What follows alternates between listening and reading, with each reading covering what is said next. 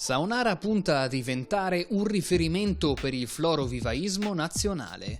Comune, enti territoriali e università si stanno confrontando sulla possibile creazione di un nuovo campus didattico nel capoluogo veneto dei vivai.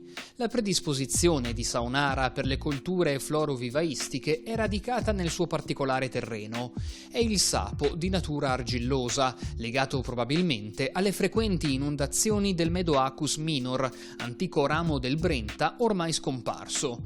Eredità di queste caratteristiche geologiche, il business dei vivai raccoglie oggi a Saonara 70 aziende del settore per un fatturato di circa 70 milioni di euro l'anno, un valore che il comune di Saonara progetta di valorizzare con la creazione di un centro universitario per la formazione di esperti florovivaisti.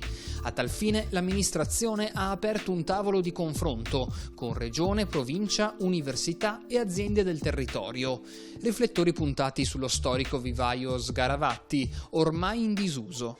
Riqualificare la grande area dell'ex Sgaravatti porterebbe un vero e proprio campus dedicato al florovivaismo qui a Saonara. Sicuramente per Saonara questo è un vantaggio non solo dal punto di vista del settore, perché sicuramente servirà anche a promuovere il settore stesso, ma anche a far crescere il territorio, perché la possibilità di creare un centro di formazione del territorio sicuramente lo valorizza e potrebbe essere interessante non solo per il settore florovivaistico, ma tutto il territorio, tutti i cittadini stessi.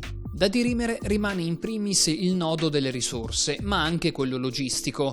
Portare studenti e professori a Saonara richiederebbe migliori collegamenti ai mezzi pubblici e aggiustamenti viabilistici. Il dibattito quindi è aperto e la volontà da parte di Saonara c'è tutta.